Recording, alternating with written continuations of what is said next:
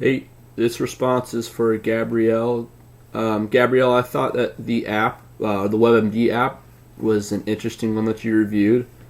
I particularly don't really like WebMD, and not like that was a bad choice by any means, but I think it might show how having greater access to information for the public isn't always a good thing. For instance, you talk about how you can type in symptoms and it narrows down the diagnoses. And I don't really know if that's reliable or not, because I'd like to look into it myself and see if the app considers like pertinent medical history, your family history, things that also might factor into an actual diagnosis. Like, because when you go to a healthcare provider, that's a part of like the workup that they perform in order to actually get an accurate consideration and diagnosis for what's going on with your body.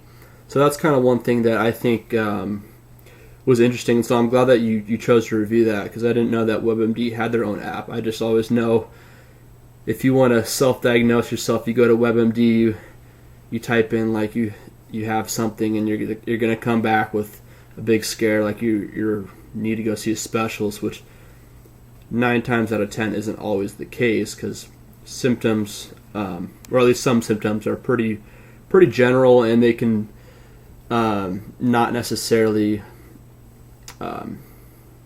like tell you what's actually going on. Like, for instance, your cough doesn't mean you have lung cancer or something. Like it's not as easy as WebMD tends to make it seem like it is. So yeah, I thought that was interesting, because I know like the chapter reading talks about how the greater access to information has helped us kind of take our health into our own hands, which is a good thing. But I guess this is kind of an instance of where too much isn't necessarily good. So I guess like moderating and knowing what to worry about, and kind of not like freaking yourself out for like having a cold and WebMD telling you that you're gonna die of cancer. But yeah, no, overall I thought you did a good job.